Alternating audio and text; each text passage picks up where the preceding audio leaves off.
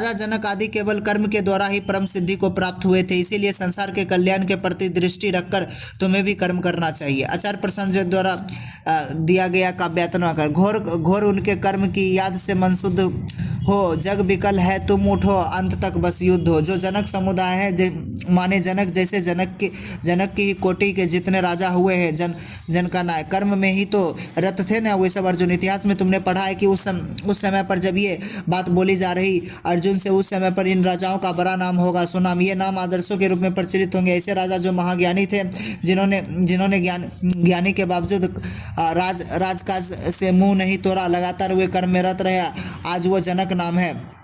ये एक बड़ा प्रचलित नाम है। जनक माने होता है पिता, और आदर्श दृष्टि से राजा को ही पिता, राजा को प्रजा का पिता ही कहा गया। जो वास्तव में जितने भी राजा हुए हैं वे सब जनक कहे जाते हैं। और जितने भी राजा हुए हैं, खासतौर पर ऐसे राजा जिन्होंने सचमुच प्रजा की देखभाल की, उनको सबको एक अर्थ में जनक कहा जा सकता है। और जनक नाम के बहुत फिर राजा हुए। इतिहास में कोई निश्चित करके नहीं कहा जा सकता कि राजा जनक कोई एक व्यक्ति थे। ठीक वैसे जैसे हम जानते हैं कि वेद व्यास कोई एक व्यक्ति नहीं थे, तो वेद हैं ब्रह्मसूत्र और पुराण है, हम सबको कहते हैं कि वेद व्यास द्वारा रचित है।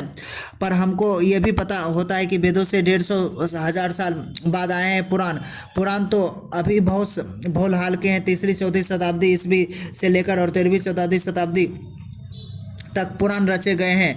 अभी बहुत हाल में पुराण रचे गए हैं। और वेद तो बहुत पहले हैं, ईसा से पहले हो सकता है 3-4 हज़ार वर्ष पहले, ये दोनों ही बहुत दूरी है। ये तो वेद व्यास कोई एक व्यक्ति नहीं हो सकते, इस तरह परशुराम कोई एक व्यक्ति नहीं हो सकते, उसी तरीके से जनक भी कोई एक व्यक्ति नहीं हो सकते। अच्छे राजा को जनक की संज्ञा या उपाधि का विभूषण दिया जाता था। लेकिन बस यही समझने के लिए हम मान लेते हैं कि यहाँ पर जो हमारे सामने जनक हैं, जो अष्टावक्र संहिता के जनक हैं। लेकिन ये बात बता देता हूँ, ऐतिहासिक दृष्टि से अष्टावक्र संहिता महाभारत गीता के कई 100 साल बाद की है। ऐसा नहीं कि अष्टावक्र वाले जनक पहले थे, गीता वाले बाद आई, क्योंकि तर्क। लेकिन ये बात भी बता देता हूँ, ऐतिहासिक दृष्टि से अष्टावक्र संहिता महाभारत और गीता के कई साल बाद की है। तो ऐसा नहीं है कि अष्टावक्र वाले जनक पहले आए थे और गीता बाद में आई थी। लेकिन तर्क ये लिया जाता है कि अगर किसी ग्रंथ में किसी व्यक्ति का नाम होता है तो माना ये जाता है कि वो व्यक्ति उस ग्रंथ से पहले का होगा, तभी तो उस ग्रंथ में उनका नाम है। लेकिन अष्टावक्र संहिता के जनक बाद के हैं, महाभारत के बाद के। लेकिन फिर भी हम अपनी समझने के लिए मान लेते हैं वो अष्टावक्र वाले ही जनक हैं। वो वहाँ हम पाते हैं जनक आते हैं अष्टावक्र के पास, अष्टावक्र उनको ज्ञान देते हैं। और ज्ञान ऐसा होता है कि जनक और अष्टावक्र एक ही स्वर में श्लोकों की ज्ञान वर्षा करने लग जाते हैं। दोनों की आवाज़ें को पृथक करना मुश्किल हो जाता है। और ये अंतर और श्री भगवद गीता और अष्टावक्र संहिता में एक बिंदु पर आकर कि बड़ा मुश्किल है कि यह कह पाना कि बात अष्टावक्र ने बोली या जनक ने बोली। मुझे भी श्लोक में देखना पड़ता है कि अष्टावक्र उवाच है या जनक उवाच है। और वास्तव में वो अंतर करना जरूरी भी नहीं रह जाता, क्योंकि दोनों अब एक ही जगह बोल रहे हैं। वो जगह है भीतरी बोध बिंदु। तो उसमें अष्टावक्र का नाम लिखा हो, जनक का नाम लिखो, और नाम से क्या हो गया, सिखों के गुरु हुए, जो अपने आप को नानक कहते थे। ऐसा नहीं कि उन्होंने अपना व्यक्तिगत नाम त्याग दिया था, पर एक ऊंचाई पर आकर एक धुन में एक अर्थ में सबने अपने आप को नानक ही कह दिया। कहते हैं हमने अपना आपा त्याग दिया, हमारा जो व्यक्तित्व अस्तित्व था, जो कुछ हमें निजी था, वो हमने त्याग दिया। अब हम गुरु नानक देव जैसे हो गए तो वो भी फिर अपने आप को नानक ही कहना शुरू कर देते हैं। लेकिन वो काम यहाँ पर नहीं बोला, श्रीमद् भगवत गीता में नहीं होता। यहाँ पर हम नहीं पाते कि अंत तक की अर्जुन की वाणी, श्री कृष्ण की वाणी एक से हो गई है, वो नहीं हो पाता। तो अब यहाँ पर श्री कृष्ण ने उदाहरण दिया। श्री कृष्ण कह रहे हैं देखो सब जनक आदि राजाओं को देखो, जिन्होंने निष्काम कर्म में ही उद्युत रह करके ऊंची सिद्धि प्राप्त करी थी। ठीक है, तो कर्म में भी नहीं हटे थे, ना ही वो उनका नाम है अर्जुन। तुम भी उनका नाम सम्मान से लेते हो। वो देखो कभी भी अपने कर्म में पीछे नहीं हटे, तो तुम कैसे पीछे हट सकते हो। तो इसीलिए पहली पंक्ति को आगे बढ़ाते हुए निष्कर्ष रूप में कहते हैं लोक संग्रह से आशय है लोक कल्याण, एवापि लोक संग्रह के लिए, लोक कल्याण के लिए ही तुम भी जो सही कर्म है वो करो। इसी बात में अहर्ता है, अहर्ता माने श्रेष्ठता। यही तुम्हारे लिए श्रेष्ठ बात है कि तुम भी जो सही कर्म है उसको करो। जो भी कर्म करो उसमें तुम्हारी दृष्टि निजी लाभ पर नहीं होनी चाहिए, तुम्हारी दृष्टि होनी चाहिए लोक संग्रह पर। माने नज़र किस चीज़ पर हो, पश्चिम माने देखा, किस चीज़ को देख रहे हो तो तुम लोक संग्रह को ही देखो, ये भी, इसके अलावा कुछ मत देखो, लोक संग्रह को देखो, लोक के कल्याण को देखो, ठीक है। तो कर्म करो और कर्म करते वक्त सिर्फ जन कल्याण का ध्यान रखो, इसी में अहर्ता यानी श्रेष्ठता है, यही तुम्हारे लिए उचित है और सम्यक है। अब दो बात यहाँ पर समझने की, एक तो उदाहरण की बात, जनक का उदाहरण दिया जा रहा, और दूसरी बात ये बात कि अभी जो भी कहा गया वो बात उच्चतम निष्कामता से एक तल नीचे की है, क्योंकि वो बात प्रेषित करी गई अर्जुन को। थोड़ा हम समझेंगे। अभी यहाँ पर बोला लोक संग्रह के लिए करो, तो सबसे पहले निचला तल होता है, जैसे अभी हमने थोड़ी देर पहले बात करी थी उदाहरणों की, कि उदाहरणों में सबसे निचला तल होता है बेईमान को बना लेना उदाहरण, फिर होता है ईमानदार को उदाहरण बना लेना, सबसे ऊपर क्या होता है कि कोई उदाहरण नहीं चाहिए। बात सही है, मुझे प्यार हो गया है, मैं करूँगा, किसी और ने नहीं करी ना करी हो, जिसने करी हो बर्बाद हो गए हो, कुछ भी हो गया, मैं करूँगा। उसी तरीके से निस्वार्था के तीन तल होते हैं, इसको ध्यान से समझिएगा। तो जब स्व अर्थ की बात आती है, स्वार्थ की, वहाँ सबसे निचले तल पर वो व्यक्ति होता है जो कहता है अपने लिए कर रहा हूँ, जो कर रहा हूँ अपने लिए कर रहा हूँ, और उसमें स्व का उसके लिए क्या अर्थ है, अहम असुरक्षित है, अधूरा है, अज्ञानी है, हर समय डरा रहता है। तो अपने आप को सुरक्षित करने के लिए, पूर्ण करने के लिए, थोड़ा कम डरा हुआ अनुभव करने के लिए वो 100 तरह की मक्कारियाँ करता है। वो सब एकदम बेअसर मक्कारियाँ होती है, उसमें कुछ लाभ नहीं हो जाता, पर वो करता ज़रूर है ये सब। तो ये स्वार्थ का सबसे निचला तल होता है कि मैं बस अपना हित देखता हूँ, हर चीज़ में अपना हित देखता हूँ, मुझे अपना हित पता है ही नहीं, मैं जानता ही नहीं कि मैं कौन हूँ, इसीलिए मैं बिल्कुल नहीं जानता कि मेरा हित वास्तव में क्या है। लेकिन ये सारे बात आचार्य प्रसाद जी समाज को कह रहे हैं। लेकिन मैं जो भी करता हूँ बस बेधड़क अपने हित के लिए हूँ। बात सुनने में चुटकुले जैसे हो गई है, मैं खुद को नहीं जानता, मैं अपना हित नहीं जानता, लेकिन मैं जो करता हूँ अपने हित के लिए करता हूँ। ये स्वार्था का सबसे निचला तल है। उससे ऊपर वो आते हैं जो कहते हैं हम दूसरों के लिए करते हैं। अब दूसरों के लिए भी काम करने के कई छोटे छोटे तलों का विभाजन देखा जा सकता है। एक वो जो कहते हैं दूसरे माने मेरा परिवार, ये दूसरों के लिए कर रहे हैं कहते हैं, लेकिन दूसरों के माने मेरा परिवार, मेरे 5 लोगों का परिवार, ये जो मेरे अलावे 4 लोग हैं इनके लिए मैं काम करता हूँ। मैं तो निस्वार्थ आदमी हूँ, क्योंकि मैं अपने लिए तो नहीं करता। अगर मैं स्वार्थी होता तो मैं बस अपने लिए काम कर रहा होता, लेकिन मैं बस अपने लिए काम नहीं करता, मैं तो औरों के लिए काम करता हूँ। और औरों माने क्या औरों माने क्या होता है? औरों माने होता है बस मेरी एक पत्नी है, मेरे माँ बाप है, मेरी एक बेटी है, एक बेटा है, मैं तो इनके लिए काम करता हूँ। मैं निस्वार्थी आदमी हूँ, मैं तो ज़िंदगी में दूसरों के लिए हूँ, ठीक है।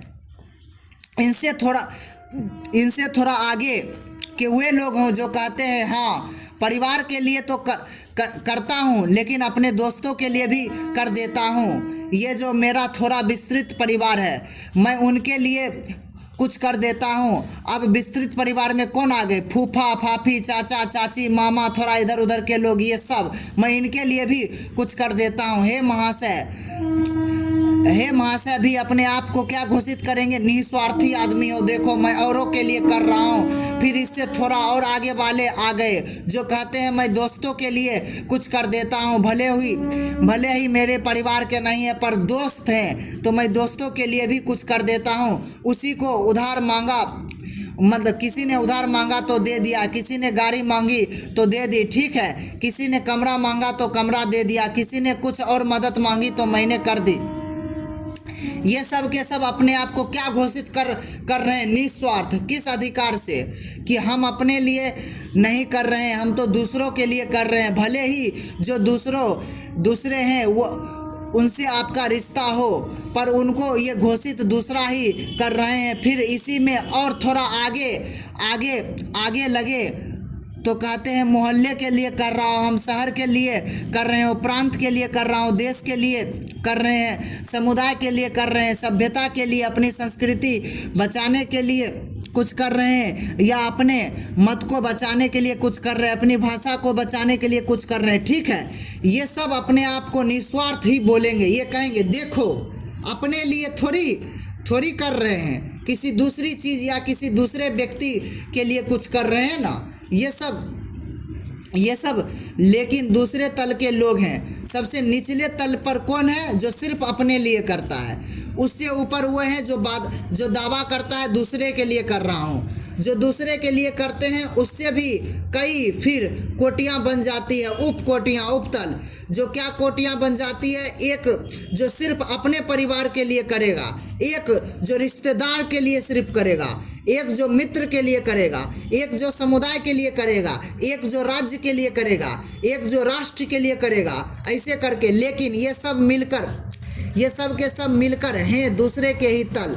क्योंकि आप जब कहते हैं कि मैं दूसरों के लिए कर रहा हूँ, तो आप दूसरों में सिर्फ उनको ही रखते हैं जिससे आपका कोई नाता है। उदाहरण के लिए, फलाने से तो मेरा निस्वार्थ प्रेम है। वो फलाना कौन है? मेरा बेटा। तो ये निस्वार्थ प्रेम कैसा हो गया? निस्वार्थ प्रेम होता तो तुम्हें दुनिया भर के जितने बेटे हैं सबसे होता ना। तुम अपने ही बेटे से प्यार करके कह रहे हो कि तुम्हारा प्रेम निस्वार्थ है। ये पागलपन की बात है ना। माँ को अपने बच्चे से निस्वार्थ ममता होती है। थोड़ा नशा कम करके देखो, ममता माने ममत्व, तो वो निस्वार्थ कैसे रह गया? जहाँ मेरे की भावना है वहाँ तो स्वार्थ पहले ही खड़ा है। अगर निस्वार्था होती तो फिर पहली बात तो ममता नहीं प्रेम होता, और दूसरी बात अपने ही बच्चों से नहीं होता, दुनिया भर के बच्चों से होता। तीसरी बात, बच्चों से ही काहे को हो, बड़े को भी होता। चौथी बात, मनुष्य प्रजाति के ही बच्चों और बड़ों से ही क्यों हो, इतने सारे जीव जंतु दुनिया में सबसे प्रेम होता। ये कहना कि माँ को बच्चे से निस्वार्थ कुछ भी नहीं होता, एकदम मूर्खता की बात हो गई है ना।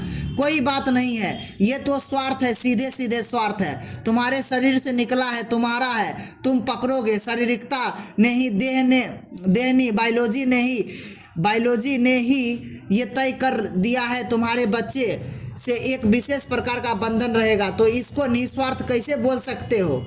तो ये दूसरे तल पर जो लोग हैं जो बोला करते हैं कि हम तो दूसरों के लिए जी रहे हैं, हम तो निस्वार्थ हैं, ये झूठ बोल रहे हैं, ये सीधे सीधे झूठ बोल रहे हैं। और दुनिया में सब ऐसे ही हैं, क्योंकि इतनी ईमानदारी किसी में नहीं होती कि साफ बोल दे कि साहब हम तो अपने लिए जीते हैं, हम छठे हुए मक्कार हैं, दूसरों का अगर खून भी पीना पड़े तो हमारी प्यास बुझनी चाहिए। बस इतनी ईमानदारी हम में होती नहीं कि हम खुलकर बोल दे कि हम छठे हुए मक्कार हैं। तो ऐसे बोलते हैं कि मैं तो दूसरों के लिए जी रहा हूँ। ये लगभग वैसी बात है, आप आईना के सामने खड़े होकर सज बज रहे हो और कोई आपसे आकर पूछे क्या कर रहे हो, तो आप बोले कि वो जो आईना में है ना, मैं उसका श्रृंगार कर रहा हूँ, अपना थोड़े ही कर रहा हूँ। मैं चाहता हूँ वो जो आईना में दिख रहा है वो सुंदर दिखे, अपने आप को थोड़े ही सजा रहा हूँ मैं। और मैं बड़ा निस्वार्थ आदमी हूँ, मैं अपने आप को तो कभी सजाता बजाता नहीं, मुझे आकर्षण दिखने का कोई स्वार्थ ही नहीं। वो तो आईने में जो दिख रहा है मैं उसको सजा बजा रहा हूँ, उस बेचारे दिल ना टूट जाए, वो सुंदर दिखना चाहिए। जो तुम्हारे रिश्ते में है वो सब कुछ ना कुछ दर्पण में तुम्हारी छवि जैसे हैं। अगर आप उसके लिए कुछ कर रहे हैं तो अपने लिए ही कर रहे हो। अगर आप अपने बेटे के लिए कुछ कर रहे हो तो किसी पराये के लिए थोड़ी कर रहे हो, अपने लिए ही कर रहे हो। जानते ही हो ना, यही होगा बुढ़ापे की लाठी, अपने लिए ही तो कर रहे हो। अपनी पत्नी के लिए कुछ करके कैसे कह सकते हो कि अपने लिए नहीं कर रहा, और जांचना चाहते हो कि अपने लिए ही कर कर रहे हो कि नहीं कर रहे। तो जो कुछ भी अपनी पत्नी के लिए कर रहे हो वो करना छोड़ दो, तब पता चलेगा कि आज तक जो कुछ भी कर रहे थे वो करके क्या मिल रहा था। एक दिन में स्पष्ट हो जाएगा, कुछ मिले ना मिले छीन बहुत कुछ जाएगा। ठीक बोला हो ना। तो हम स्वार्थी होते हैं, ये ना दिखाई दे कि अपने लिए कर रहे हैं, जो दूसरों के माध्यम से अपने लिए करते हैं। बहुत लोगों को देखा होगा जो ज़मीनें खरीदते हैं अपने बेटों बेटियों के नाम पर या अपनी पत्नी के नाम पर, आमतौर पर पत्नी के नाम पर खरीदी जाती है। तो ये उन्होंने निस्वार्थ कर्म करा है, नहीं घपला हो रहा है, घपला रहा होगा। नंबर 2 का पैसा रहा होगा अपने नाम पर। सीधे सीधे ज़मीन नहीं रख सकते तो बेटी के नाम पर रख दी, भाई के नाम पर रख दी, माँ बाप के नाम पर रख दी, पत्नी के नाम पर रख दी। आ रही है बात समझ में। तो फिर असली में स्वार्थी कौन है। अपने लिए करना भी आप कह रहे हो कि स्वार्थ हुआ, दूसरे के लिए करना भी आप कह रहे हो कि स्वार्थ हुआ। तो परिवार वास्तविक निस्वार्थी कौन, जो अपने लिए ना करे, अपने लिए भी नहीं कर रहा, दूसरों के लिए भी वही कर रहा। सही है, इसीलिए कर रहा। ये बात पचने में आसान नहीं, अपने लिए नहीं करना चाहिए।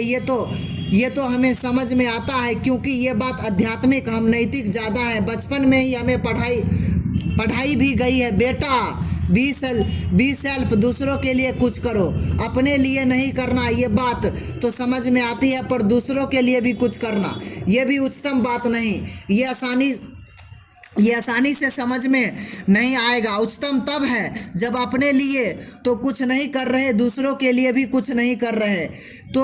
तो फिर आपका कर्म कहाँ से आता है, क्यों कर रहे हो कुछ भी। बस सच्चाई से प्रेम है। जहाँ कहीं भी दिखाई देता है झूठ है, उससे उलझ जाते हैं। जहाँ कहीं भी दिखाई देता है बंधन है, उसे काटने लग जाते हैं। यही हमारा काम है। अच्छा, आपको जहाँ कहीं भी बंधन दिखाई देता है आप काटने लग जाते हो, पर बंधन पत्थरों और पहाड़ों के थोड़े नहीं, बंधन तो सचेत जीवों में ही होता है ना। तो माने आप जीवों में ही तो आप जब पाते हो कि उसमें बंधन है तो आप काटने लग जाते हो। हाँ ठीक है ना, ठीक कहा आपने। अच्छा, तो जब आप जीवों के बंधन काट रहे हो तो आप जीवों के लिए ही तो काम कर रहे हो ना। ठीक है ना आपने।